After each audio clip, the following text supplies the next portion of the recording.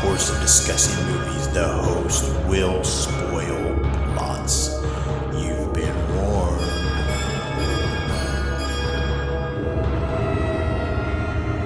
Listen to their screams.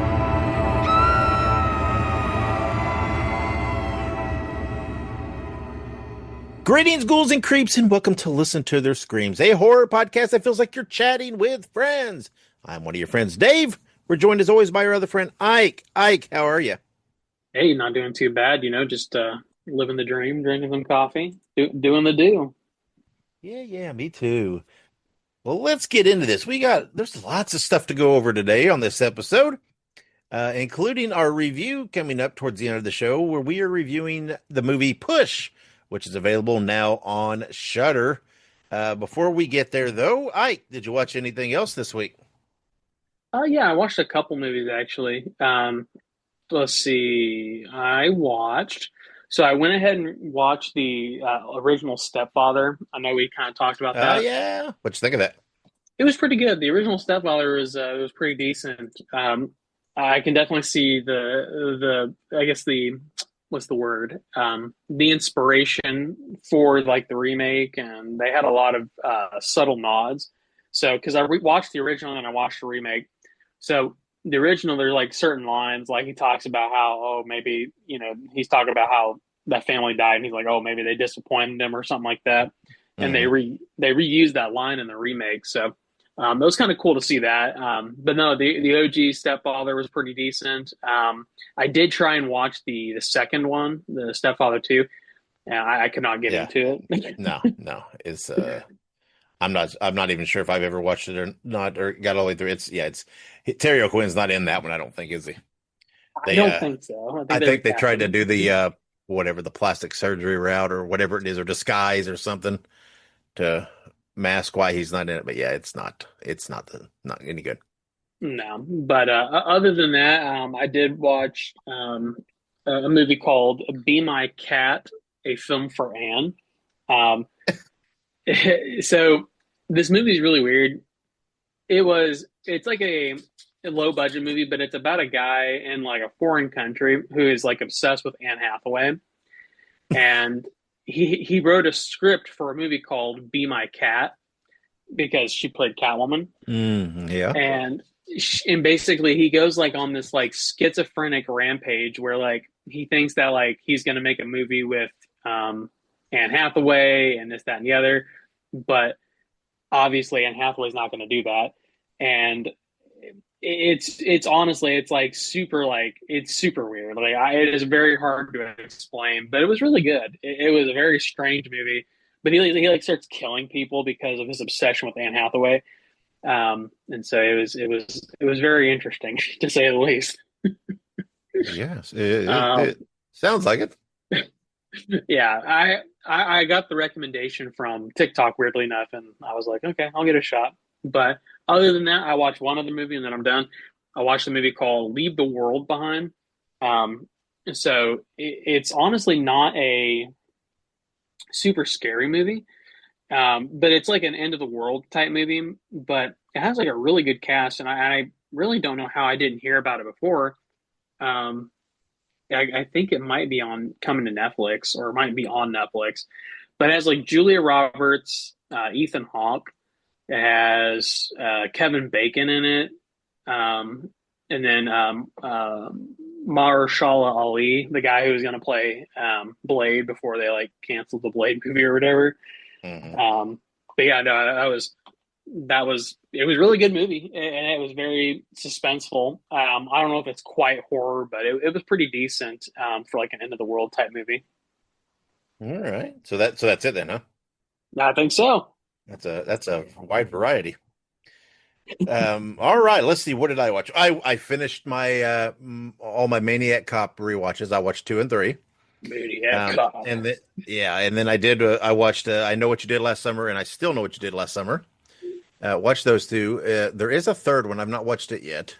I don't think uh, I don't think it has the same people in it, I but don't there think so is a either.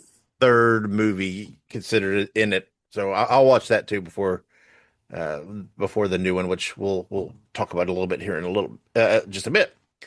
Yeah, that's all I watched right now. So, all right then. Well, then let's take a break, and when we come back, we will have all of our news, birthdays, and movie anniversaries. So stick around. Make sure you subscribe to listen to their screams on your favorite podcast platform.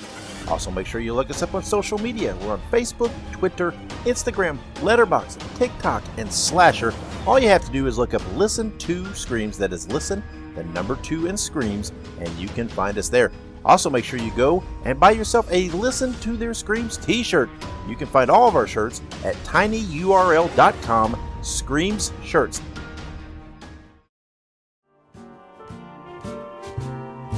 Spreading the news. Spreading the news. Spreading the news. And welcome back for the news.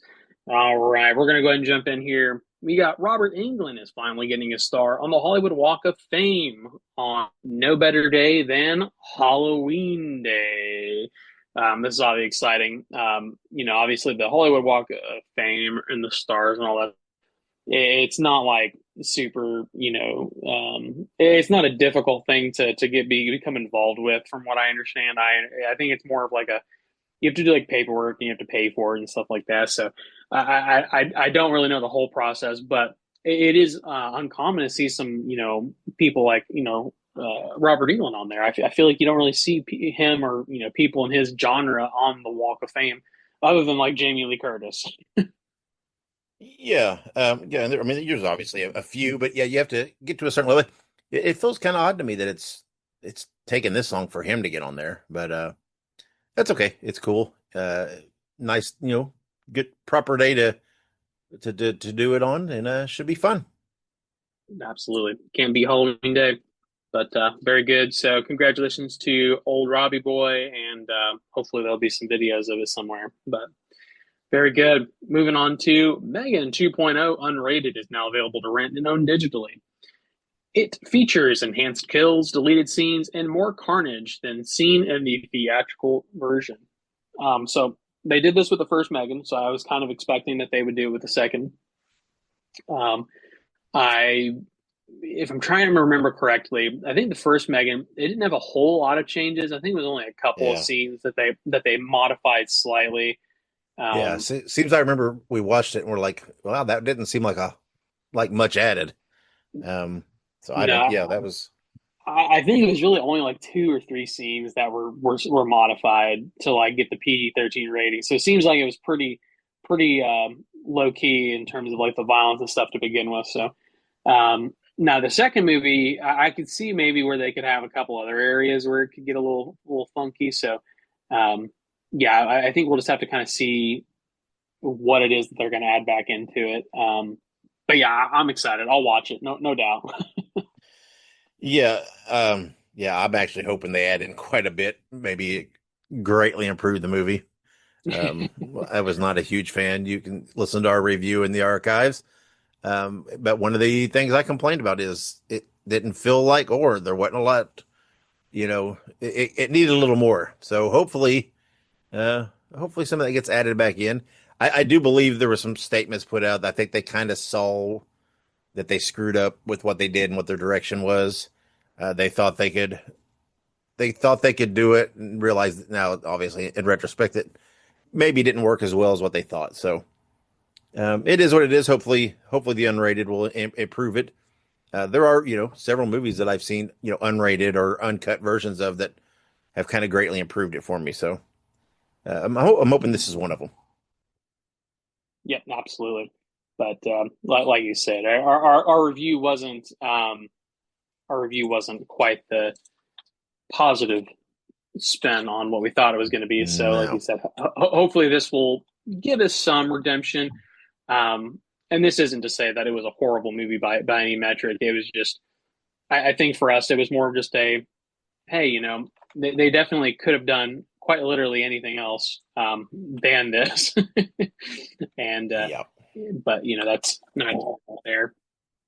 But anywho, we'll go ahead and jump on to our next little snippet here. This is actually some cool news. Actually, I think we have mentioned this movie before. I think this came up in another conversation not too long ago, where they announced it. So it's cool to see that they're starting to cast people. But Jeffrey Combs from Reanimator has joined the case of the upcoming. Oh yeah, the case of the upcoming Mystery of the Mothman. So I think we both talked about. We both like Mothman. Hmm. Mothman's a fun little urban legend type myth type deal. And of course, Jeffrey Combs. We both like Jeffrey Combs. But even Hmm. better, this film will feature practical effects for Mothman. So if you guys know anything about Dave and I, you know that we love practical effects. I think that is an unspoken truth about all horror fans to some degree, but we love practical effects. So it is so cool that they're going to have that in here, and we're super excited for that. Definitely. Added Jeffrey Combs, big plus. But even yeah, like you said, even more so is that practical effects. I'm totally a practical effects guy.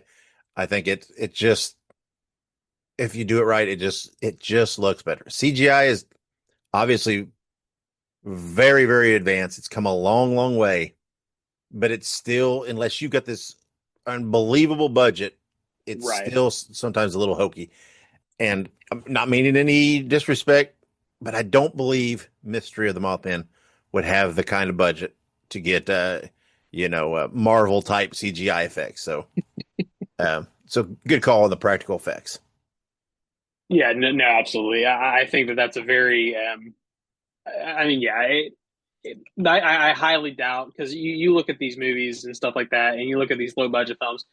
They probably have some effects budget, but I'm going to venture to guess that they're not going to have the budget required to No. get some Marvel level stuff going up in here. So Yeah, and that's not disrespectful. It is what it is. I mean, it's most movies don't have that kind of financial backing. So, no, they don't got the $1 billion Disney industrial complex, mm-mm. rallying behind it. So, but that's all right. We are here for practical effects. They're cheaper and they are generally better looking, depending upon how things go. So I, you have to give a caveat because you don't know who's doing the effects. So yeah, there was a name and I didn't put it in there. He had I can't remember who it was now. He had done a couple of pretty decent movies, so I think it'll be okay.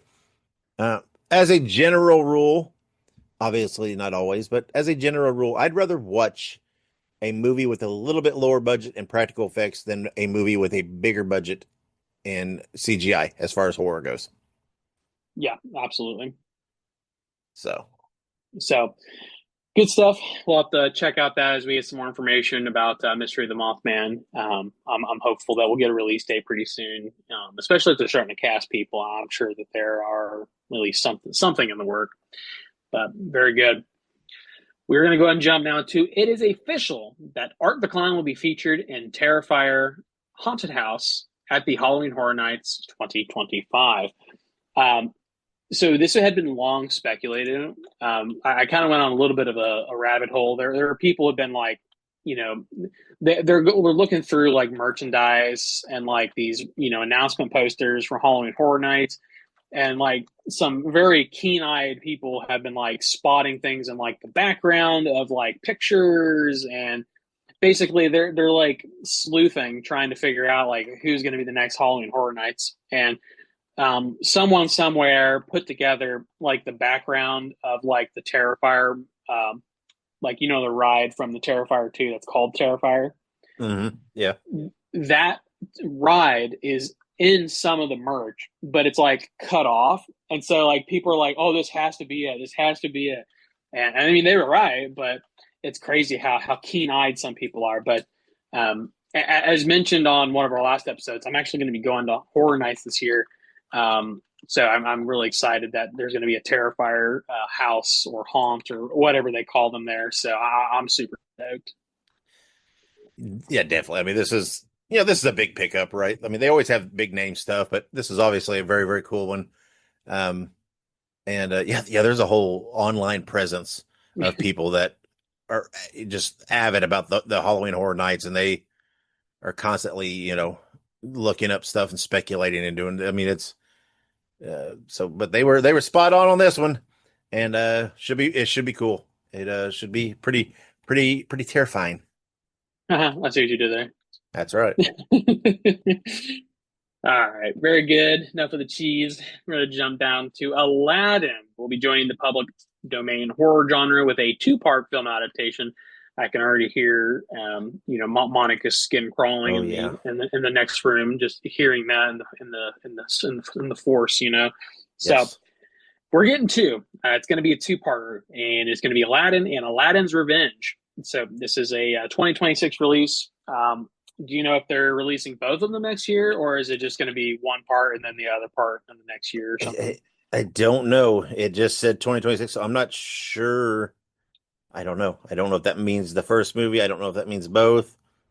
Not sure, but I also think that not too long ago, I thought we also had news that there was going to be another one. Remember, it was like Aladdin Curse of the Monkey's Paw or something like that. Yeah, So apparently, we're getting this deal where it's like multiple people are doing it, which is whatever. It is what it is. Aladdin will be one that works pretty well because Aladdin that's a very old story, a very old tale. That's not a that's something that Disney polished up. I'm not saying it was ever scary or horror, but it's not a Disney creation, no, straight up. So there's source material out there to pull something a little bigger from.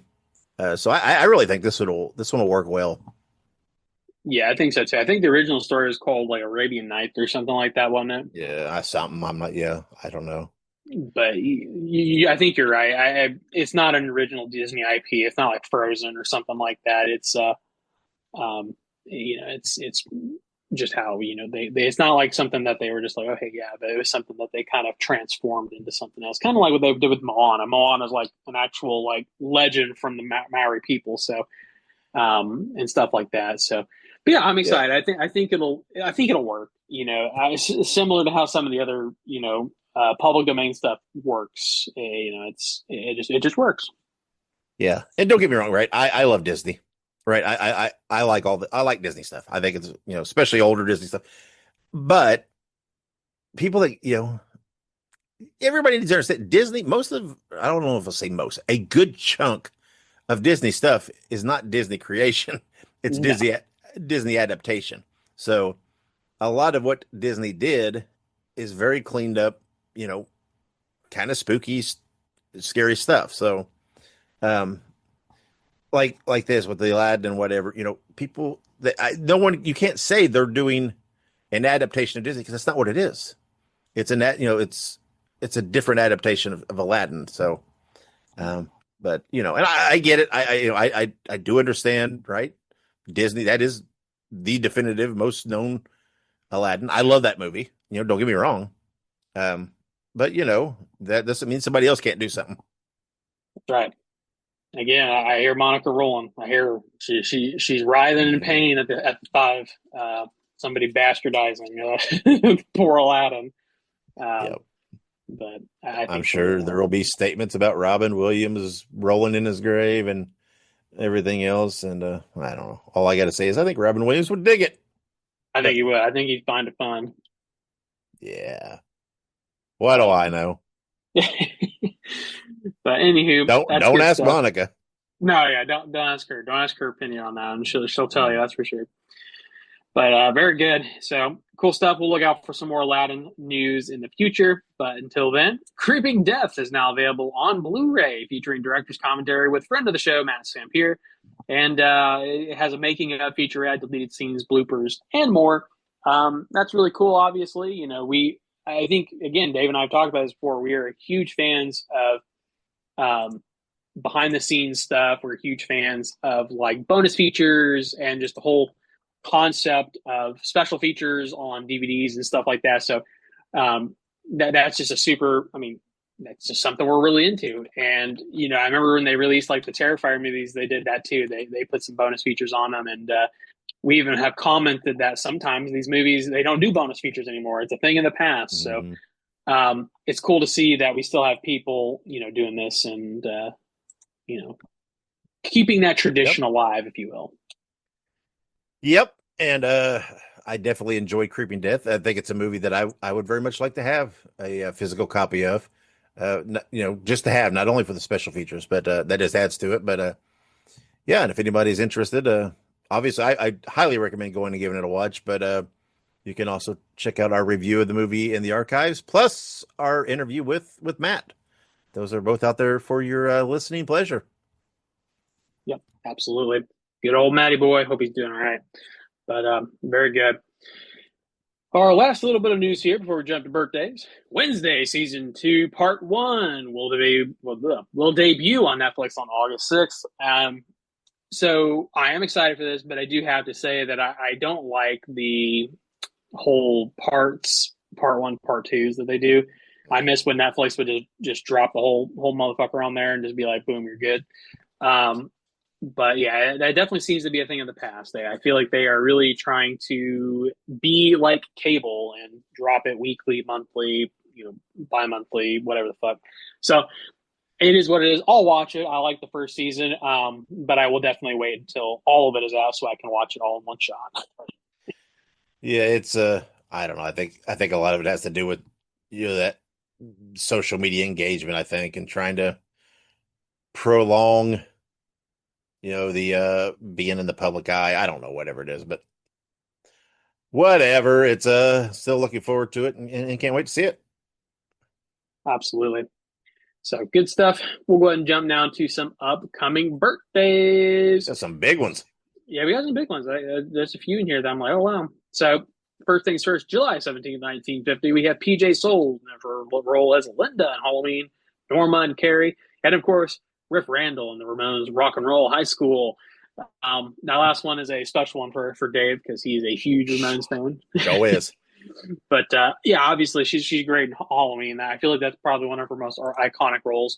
I think her role in Carrie is also iconic as well. But I mean, come on, Halloween is a horror icon. If you were in that movie, you got clout for life.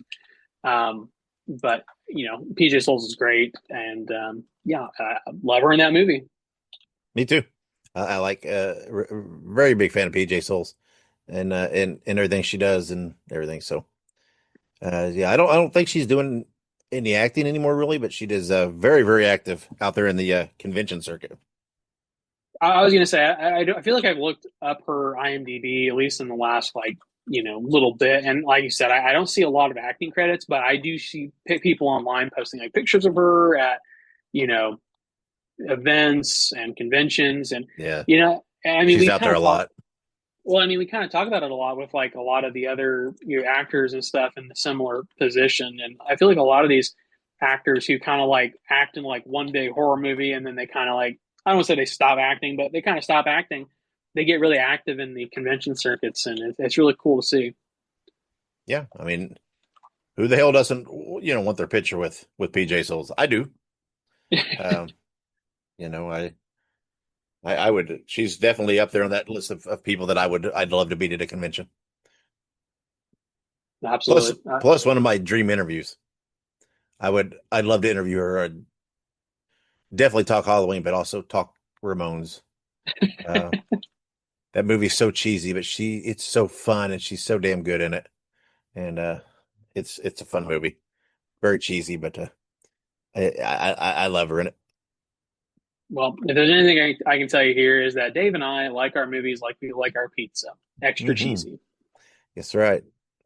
And you don't get much cheesier than the Ramones playing while walking down a high school and then helping lead the charge to blow the high school up. So, Hell yeah. hmm Um, Side note, actually, I had some good pepperoni pizza the other day from a place here yeah. in Pensacola. It was good. That's Mhm. a side note. I like pizza. It's too early to be thinking about pizza. I'm gonna Show is. move on to our other birthday, which is another big name. Same day, just Yes. 14 years later. July 17th, 1964, Heather Langenkamp, known for Nancy in Nightmare on Elm Street and number three, which is easily the best sequel of all time, and also Wes Craven's New Nightmare, which is also I feel like a pretty underrated sequel in the Nightmare franchise. Not to say that it is like the best of the best, but it's really good. I think New Nightmare is easily overlooked just because it was released at a different time. But very good movies and very good actor. She's also in the she's in a Netflix series, the Midnight Club. It's really good too. Huh. Yeah. She's I like her, and yeah, another one that I'd love to meet at a convention. Yeah, I see that she does conventions too. I don't think I see her as much as I see like your PJ Souls and people like that. But I do see her do conventions occasionally. Yeah. But well, anywho, happy birthday, Heather. Hope you're doing good. We're gonna jump now to another July 17th birthday. Damn, three in a row on the same day. That's crazy. Hmm. This is just a year later. We have Alex Winter, who is Marco in The Lost Boys, and Bill and Ted. Yeah, I mean, Bill and Ted's great. I love Bill and Ted, and obviously I like Lost Boys as well. But Bill and Ted, I feel like is a cultural icon. Same thing with like Oh yeah. Wayne's World. I kind of see them in the same vein. Um, One of Keanu's better movies.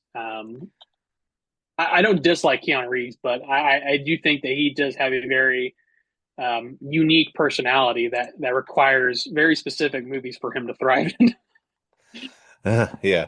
Yeah. But Bill and Ted's fun. I mean, you got to dig any movie that got a toy line and a cartoon. I mean, that's just shows you how big it was. Um, That was the '80s, man. I mean, yes, they gave TV shows and toy lines to anything that walked and breathed. I mean, I don't pretty mean that in much. a bad way, but They made a cartoon for Police Academy, and if you look at Police Academy, it is not really a kid friendly show, but they cleaned it up and it was fun. But don't get me wrong, I love Police Academy, but not the kind you would think would be adapted for a cartoon. But no. it Well, worked. Ghostbusters Get Go was rated R, wasn't it? Or was that Yeah, I PG think so. 13? Well, because they I made think that so. into a kid show too, didn't they? Yes, there was a cartoon and toys for that. There was Beetlejuice. There was a cartoon and toys. I don't even know what else. It was a good time. Anything and everything. Toxic Avenger. They had Yeah, toys and top. a cartoon for that. I mean, it's like, wow. Oh man, that was a different time. It's a different time, but very good. Love Lost Boys and Bill and Ted. So happy birthday, Alex Winter. Hope you're doing good. So now we have a non-July 17th birthday finally. July 19th, 2 days later, and in 1982, we have Jared Padalecki. He is Sam in Supernatural. He's also in Cry Wolf and House of Wax and the Friday the 13th remake. Um, Jared Padalecki is fantastic. He's great in everything he does. Yeah, I mean, what can I say? I love Jared Padalecki, and I know Dave does too. Supernatural Yep. alums will always have a place on our podcast. Yep. Not that they're listening, but if they were, you always have a place on this podcast. That's right. Love me some Padalecki. Good guy, good actor, uh, and everything else. So, and of course, Supernatural. That's all you got to say for me. That's right. It's like that song, "A Little Bit of Padalecki in My Life." But anywho, so don't mind me. I get on little brain tangents there. Yeah, Happens. that's all right. But we're going to jump now to our other birthdays. We have two more. We have July 21st, 1955, almost said the year first. Adrienne King, who is Alice and Friday 13th and Friday 13th Part 2. And as I recall, didn't she have a part in the series that is upcoming? Well, that was what was said. When it was all originally happening before some shifting around things. So I'm not sure at this standpoint what's happening with that with her. So I don't know. That's before remember the show director or show runner and stuff left. Um, so again, I don't know. But it was said that yes, she had a part in it in a Crystal Lake, but hopefully she still does. Gotcha. Yeah, I remember. Yeah, and again, we complain about this all the time, but I do remember that there was just a lot going on with like the whole Crystal Lake thing, and Oh, yes, so but it was it is in production. It is being shot and being filmed as we speak. So it's definitely, well, I guess you can't say 100%, but You it's looks like it's happening and going to be out there. So Yeah, I was gonna say you can't say definitely, but we could say it is likely going to happen. that's right.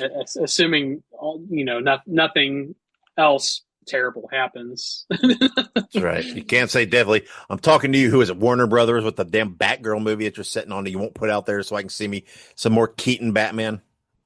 Yeah, Fuck you.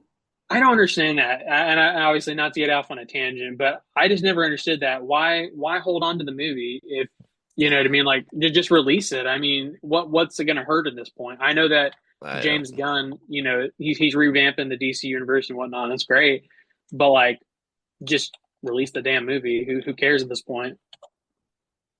Yep. But I don't know. But hope maybe if we get online and everybody hassles James Gunn about it, he might be like, oh okay, here we go. well, lots of people are hassling. But people are hassling someone. That's all we know. But that's right. very good. But anywho, happy birthday, to Adrian King. Hopefully, we'll see you soon, and Crystal Lake. So we're going to jump to our last one. This is a good one, and he's had a little bit of a resurgence lately. I feel like he's been in a few movies, and he Hmm. has one coming out, I think, too. But July 21st, 1978, Josh Hartnett, known for his role in The Faculty, Halloween H2O, 30 Days of Night, Trap.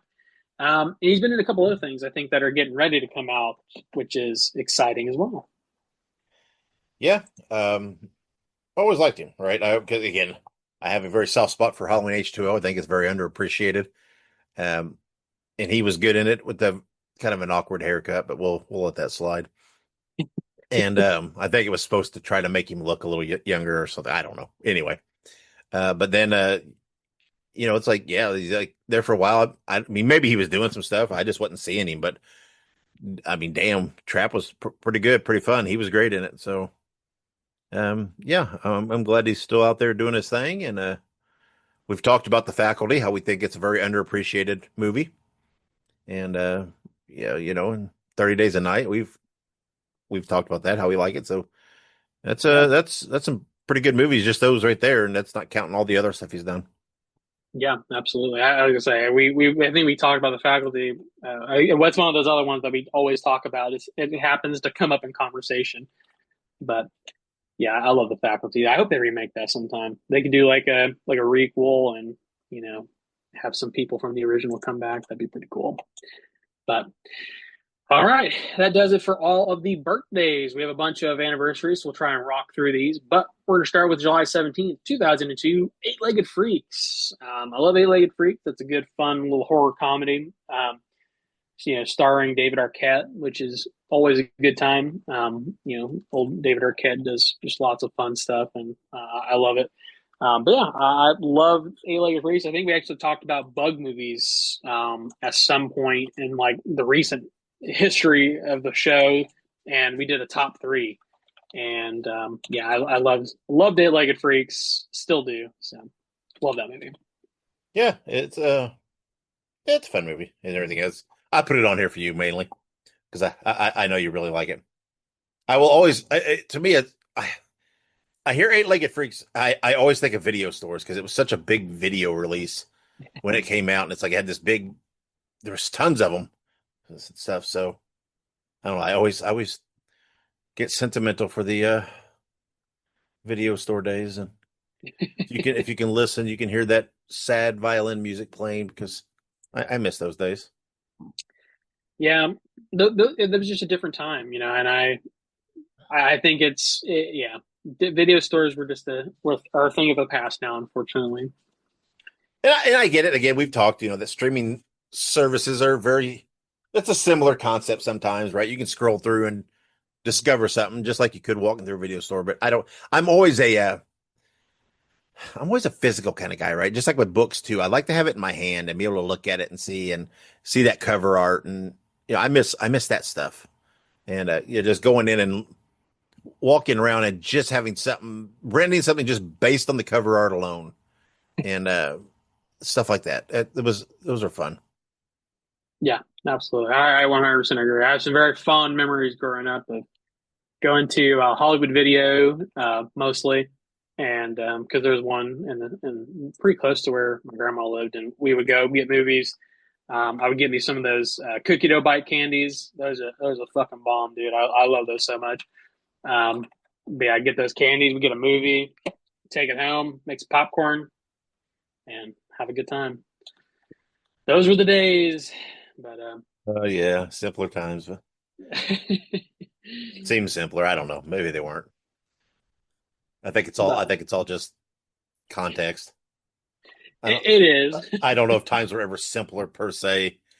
And I'm the first one to admit that a lot of the stuff I talk about, in my opinion, it's through fucking the rose-colored glasses of nostalgia, and I don't deny that. And but I think nostalgia is a very important thing in life.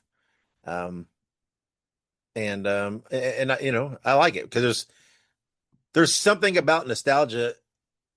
I know I'm getting off on a tangent here, but and like That's okay. if like if something like this, and you're out and about or whatever, or you're scrolling online and you see a picture of like a video store or a DVD, and it brings back those feelings, and so I think nostalgia is important.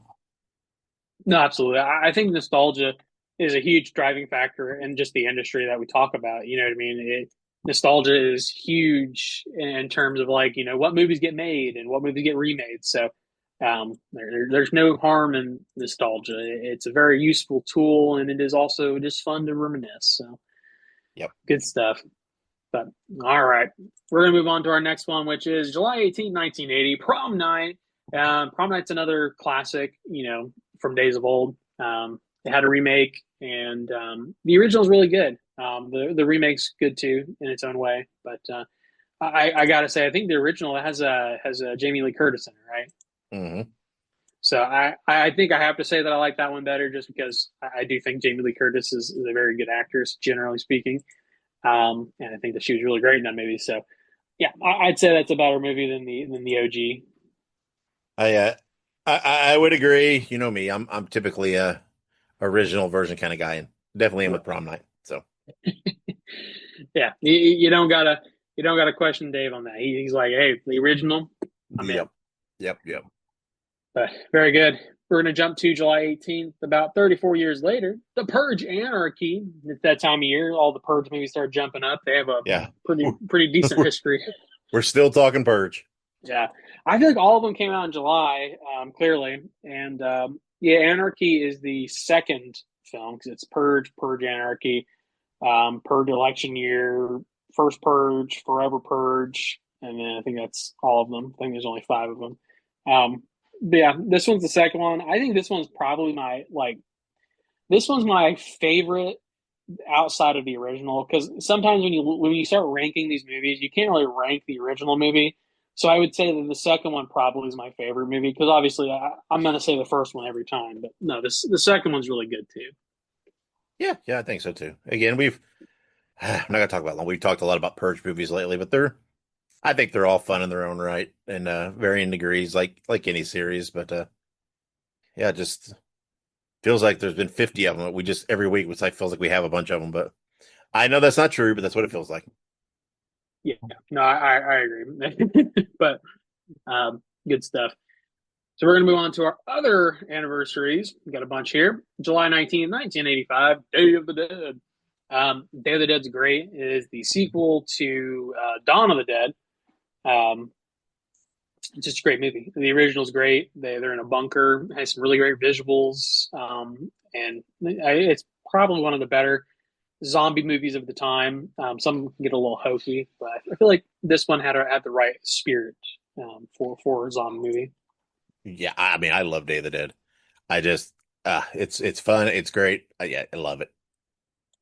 Yeah, absolutely. I think sometime we need to like go through and watch all of the Romero movies and like rank them. I feel like that'd be a little bit of an overhaul because there'd be a lot of movies to watch, but it'd be fun. Yes, I agree. But I'm down. I love me some Romero. Sure. Hopefully we'll get. I think we're getting another Romero movie soon. I know he's passed, but I think his estate is making another um, of the Dead movie of some sort. I can't remember what the specifics are, but I think I remember reading that. But we'll see. We're going to jump now to July 19th, 2013, The Conjuring. This is the original Conjuring, and we have another one coming out pretty soon, which should be fun.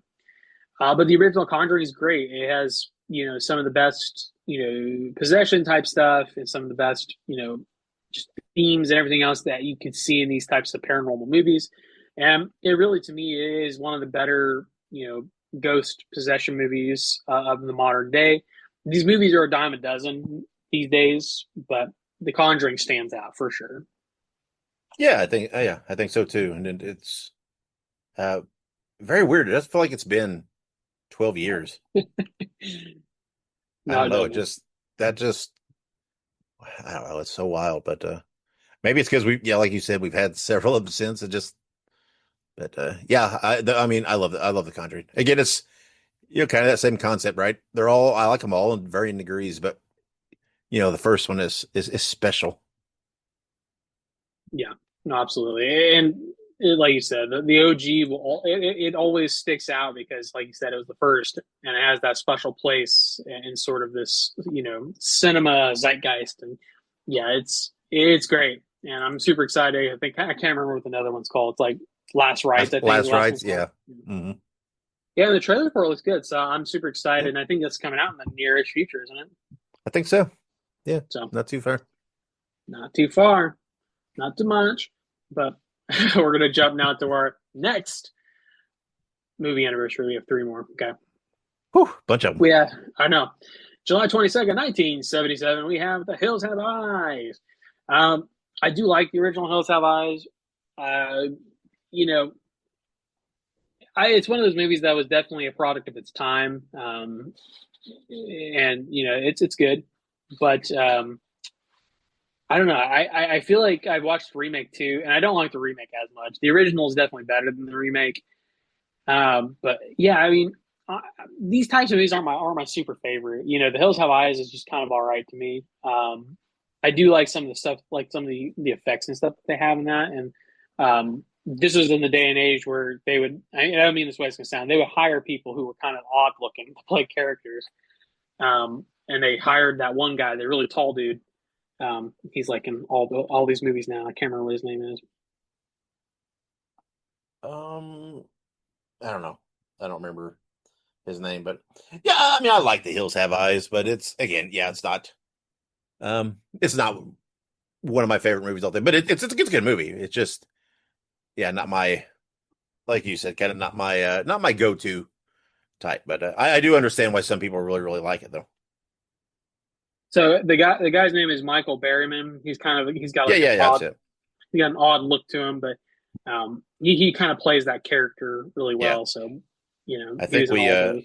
I think he just had a birthday not too long ago, and I think we spoke of him on the show. Very possible, but very good. I forgot that Dee Wallace was in the Hills Have Eyes as well. What has she not been in? I was gonna Love D say Wallace. she's in everything. But Love D all right. Wallace. All right, we're gonna jump down to July 22nd, 2005. The Devil's Rejects. Yeah, this is the lesser of Rob Zombie's projects. Like I said, I like A House of a Thousand Corpses. Better than I like this one. Yeah, I can't really say anything about it. I watched it. It was all right. Wasn't my favorite. Not to say that I don't like. Well, I guess I can say that I'm not a huge fan of Rob Zombie's movies, but generally speaking, House of a Thousand Corpses was promising. So I was really hoping that Devil's Rejects would carry on that, but it did not. Yeah, yeah. We've talked about Rob Zombie endlessly, and it is what it is. Not a huge fan of Zombies movie work, but we'll bring it up because lots of people are. So Yep, there you go. very good. So, all right, our last anniversary, almost done here, guys. July 22nd, 2022, we have Nope, the third of Jordan Peele's films.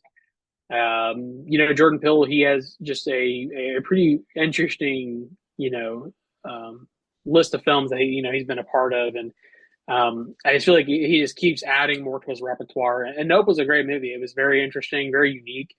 Um, it was one of those movies that you're watching, you just have no idea what's going on at any point in that movie.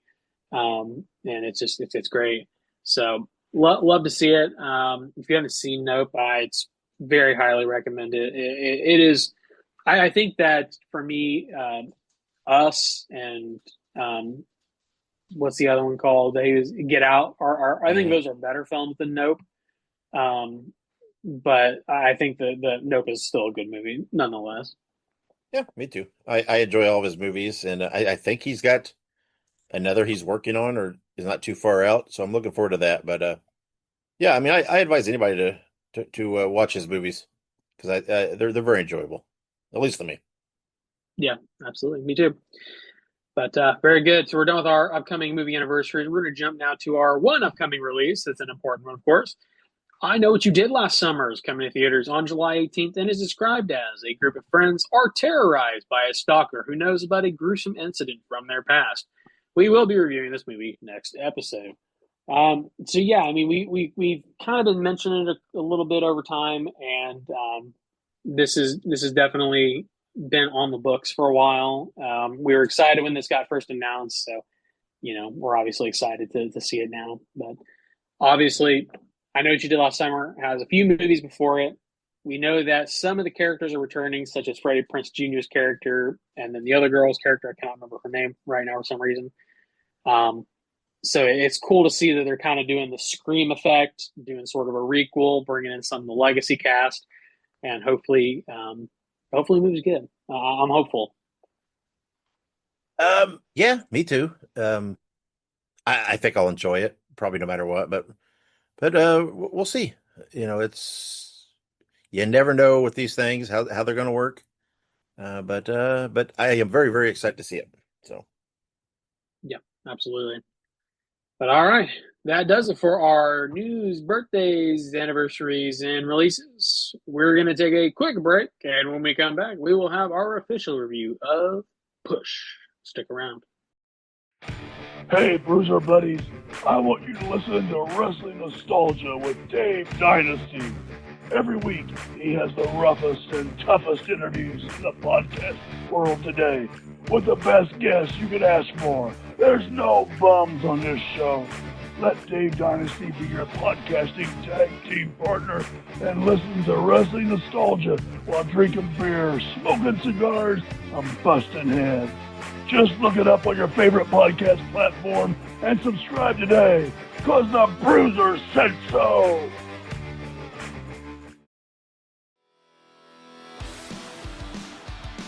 Hey ho, everybody. Subscribe to the Pinhead Pod, the Ramones fan podcast bringing you interviews, news, deep dives, and much more. Look it up on your favorite podcast platform. That is Pinhead Pod. All right, and welcome back to Listen to the Screams. It is review time, and we are reviewing the Shudder movie Push, written and directed by David Charbonnier and Justin Powell. I don't know if that's how you say his name, but whatever. Starring Alicia Sands, Raul Castillo, and more. I am just all over the place here. The movie debuted on Shudder on July 11th. Again, this will, we've talked a lot so far on this episode, so this won't be too long. But I can say, I enjoyed the movie. I thought it was fun. I thought it had some elements that, again, I won't say much because I don't want to give away, but they're the reason that the movie is named Push. I think added a layer to it that was, I thought it was a little unique. There was some parts early on that moved kind of slow to get there, but again, I don't know that this is really a hardcore horror movie. There was definitely a couple kills in it and whatever, but it's more of a thriller. But it was a fun movie, a decent little watch. Nothing over the top, special, groundbreaking. But they did sprinkle a few things in there that kind of gave it uh, some unique twists that you don't always see. But I don't know. Some of these movies like this, it's like I don't know if you've seen one thriller. I feel like you've seen them all, even if you just change the settings and stuff. But if you like that kind of movie, I think this one was all right. It was decent enough.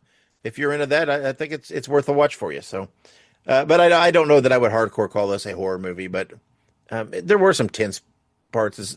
a few little, kind of scary parts. So it had some of that, but it was an okay movie. So, Ike, what'd you think of Push? Yeah, I think Push was a sort of atypical home invasion thriller.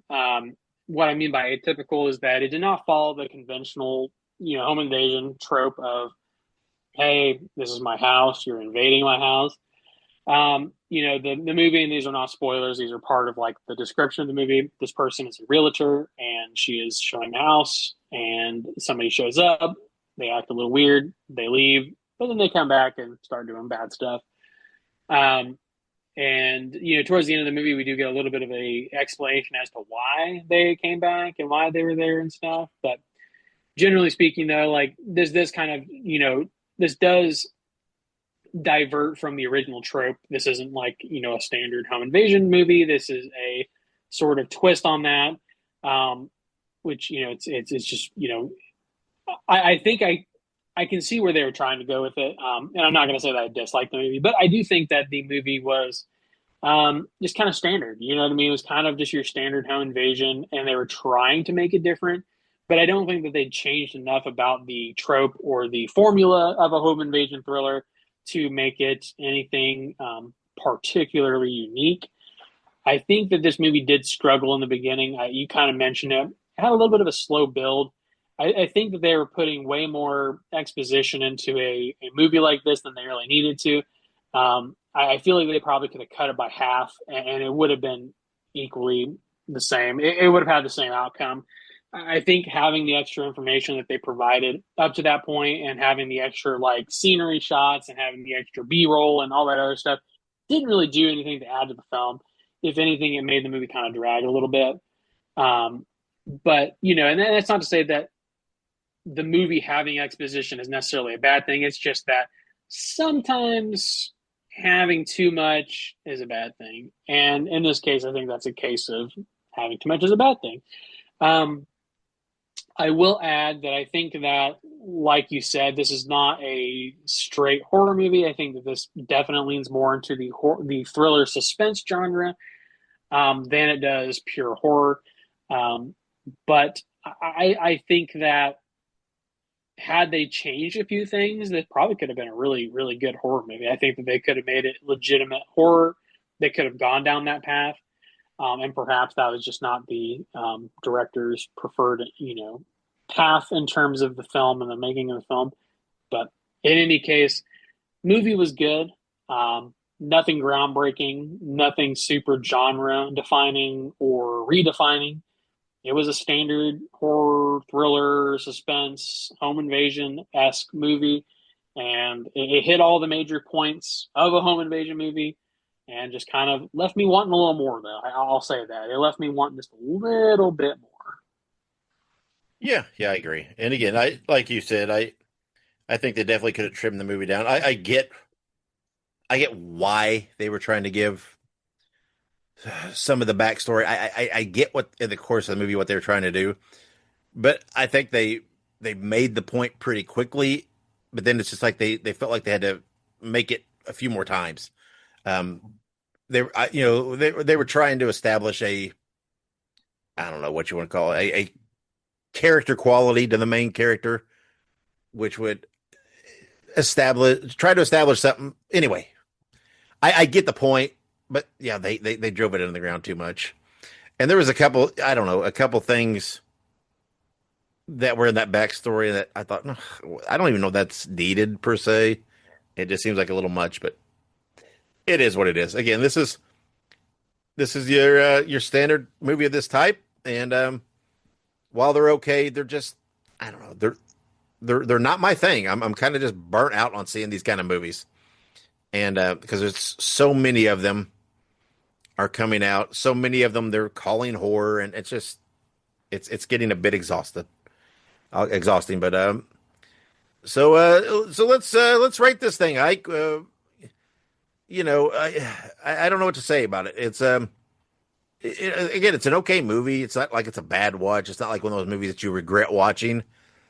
But it is, like you said, just the movie format that's been done so much, and it's almost like they're interchangeable anymore. With You watch one, you watched them all pretty much. Yeah. And I don't know. So I think I got to knock it down a little bit. And I think I'm going to give it a 2.5 because it's not, again, not a horrible movie, but it's just not enough originality there for me to give it even that middle of the ground, kind of set it apart from this mob of these kind of movies. So I'm going to give it a 2.5. Like, what about you? Yeah, I think I do have to agree. I think one of the fatal flaws of this movie is, like you said, it just kind of borders on average. And I think that they could have done more with it. And that's not to say that the movie didn't have its qualities, like you said. It's just, but I don't think I would go back and rewatch this movie. That's the big thing, is that I don't think a return to this movie is in the books. So I think I'd have to agree. I think a 2.5 out of 5 would give me what I think this movie deserves. Yeah, I think 2.5 out of 5 makes sense. Well, there you go. The consensus 2.5 out of 5. This is one of the, I know we spoke about video stores earlier. This is one of those straight to DVD movies you used to see. And, but that again, that's, some of these movies getting onto streaming platforms and stuff like this. That's kind of the modern equivalent, right? There's no theatrical release. It's going straight to a streaming service. And again, I love Shudder, but in the grand scheme, it's a smaller streaming service. It's not like this went to a Paramount or HBO Max or something like that, right? So Right. yeah, kind of the equivalent of a straight to DVD. But support Shudder, give it a watch. Let us know what you think. But next episode, I'm hoping will be better, a little more enjoyable. I'm hoping it'll be a little more straightforward horror because I feel like we're kind of treading water. We're in this light period here of the year. We're not getting a lot of really die-hard horror type stuff, right? I mean, I don't know. I need something. I need something more, man. I need some slasher, some blood and guts. So hopefully next episode with I Know What You Did Last Summer, we will get some of that. I'm very hopeful. Looking forward to seeing it, and you'll find out what we think of it next episode. But to close this out, we'd like to say thank you to our wives and all the listeners and the followers for all your support and everything that you do for us. Be sure to subscribe to us on social media. We're on pretty much all the platforms. Just search for Listen to Screams. That's Listen, the number 2 in Screams. Or you can just look up Listen to Their Screams, and you will find us. So before we close this out, anything you want to add, Ike? Oh, let's see. Honestly, no, there's not a whole lot to add. I did watch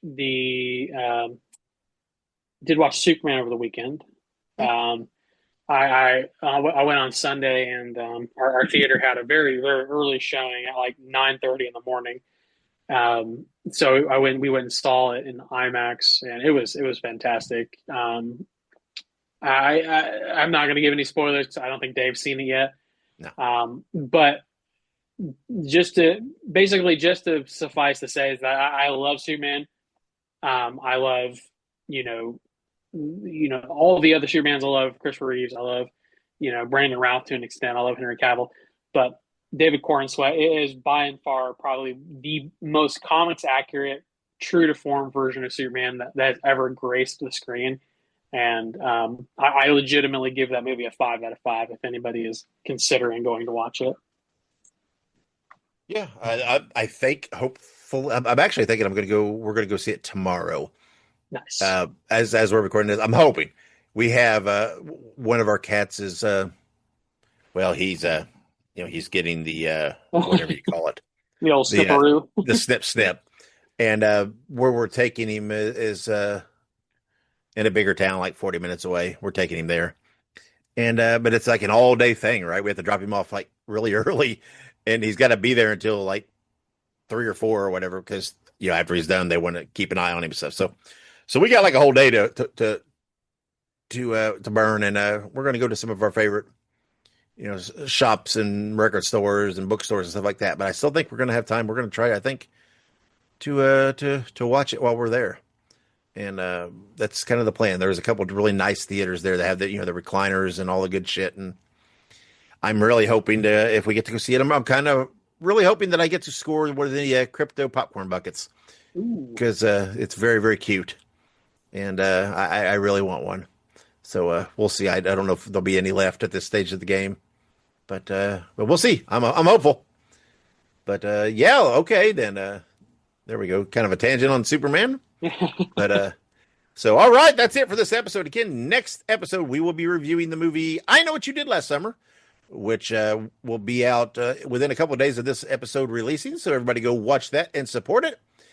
Until that episode, wherever you go, whatever you do, be good, be safe, and have many pleasant nightmares.